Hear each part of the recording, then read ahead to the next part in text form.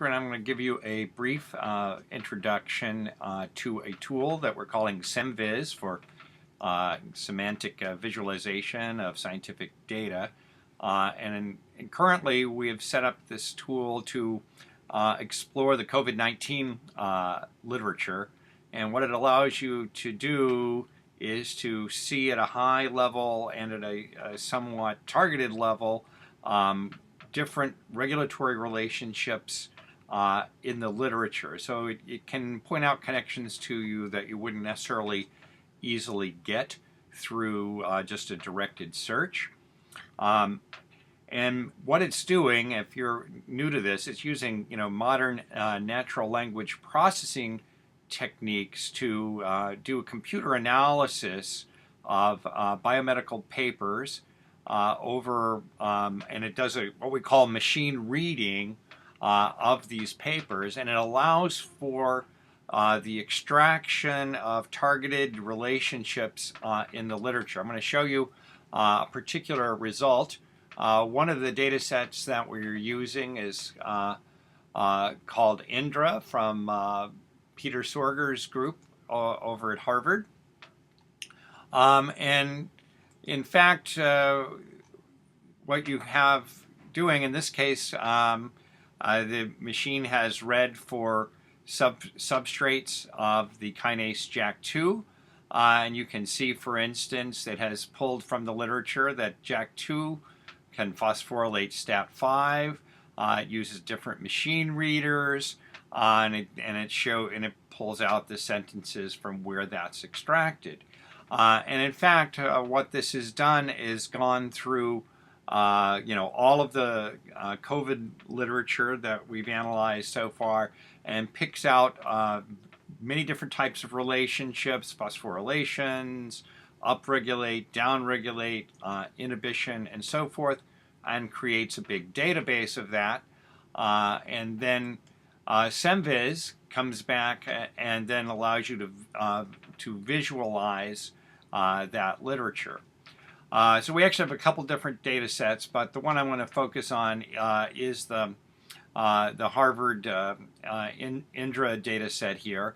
So when you first click on that, and you will be asked to log on, you enter the username SemViz user and SemViz. Basically, we just have this to prevent hacking of the system. I've already logged on, so when you do click on this here of the Harvard protein causal assertion data set, it will open up and you will see a screen like this. And basically, you'll see 2 or 3 different types of information displayed. One is a standard word cloud based on the relations and regulatory processes extracted from the literature. So you see these word clouds, and you see heat maps and some graphs of literature relationships, which I'll give you a sense of in the moment. So in the current data set, you can see that it's actually, we've read 32,000 papers and pulled out 208,000 or so sentences that represent various regulatory relationships in the literature. So the initial screen just shows you the analysis of the entire set, but you'll really be more interested in a more directed search. So if you're interested in COVID, you might be interested in information about proteases, which are clearly involved in maturation of the virus during infectious process. So you just type in proteases, hit return, and now you will get a new word cloud. So basically, it's giving you a subset of the literature from evidences that have protease in them. In fact, here are some of the top evidence sentences here with direct links to the PubMed IDs if you click on that. And you can see that the top term is cell differentiation activator. And if you scroll down, you can get different types of relations. Of course, infection, you might expect. is the top term in this word cloud. If you're looking for post-translational modifiers, you see USP25 here. It also has author word cloud. Here are the most frequent authors that involve proteases in the COVID-19 literature. Then you can go down and you can look at these top regulatory relationships in this heat map type of table where here you have cyclosporin involved in cell differentiation. You can just scroll through these. USP12 is a regulator of WDR20, cell death, and so forth. And each of these are clickable, which I will come back to. Here are your actual two top proteases, TMP, RSS2, and you can see that there is a relationship between those and the spike proteins, since those are the substrates. You can scroll down and you can see different other heat maps here about cell death activators, spike proteins, interferons. So you get this kind of broad view. And then we have other word clouds. You have the things that have been extracted, 2 classes of genes. Not surprisingly, if you're studying proteases, you're getting TMPRSS2 as a top hit. You're getting cyclosporin and chloroquine in this chemical word cloud. That's just taking the data set and limiting it to chemicals. And then we can have the upstream regulators of the processes of the proteases and the opposite of that. So you basically can go down through and explore these, and you can then click on any given one of them, and it creates a more focused set of analysis. So let's click on USP25 here. So now it's limiting that data set to USP25.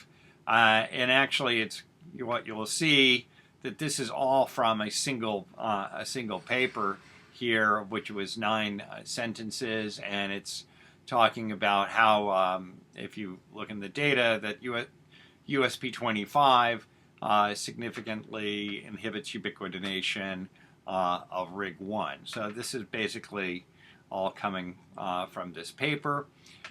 And then if you want to go back, here it shows your search term. You can just click on that, and it will get rid of it, and it'll go back to the screen you had before. And then you can come back. You might want to explore some other relationship here. Here's TMPSR2 and hemagglutinins. You can see what that is about. You click on that. It redoes the analysis. You should get shortly a much smaller set of terms. So here it's 14 papers and 35 sentences. But actually here is basically what you're seeing here are these proteases are activating hemagglutinins in the influenza virus, which this COVID data set has a lot of information on viruses other than COVID.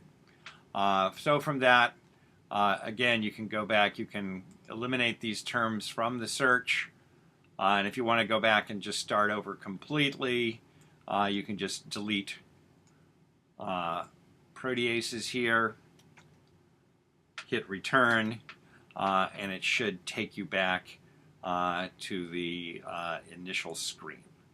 Let's see. It takes a few seconds. Here it comes back up. Here we are back at the initial screen. You can enter another search term here and continue the analysis. So it does allow for exploration and finding connections that you may not have already been aware of in the literature. So we hope you'll find this useful, and let us know if you have suggestions for improvements. We know that this is now in beta form, and there's a lot more we can do, but we'll appreciate your input. Thanks very much.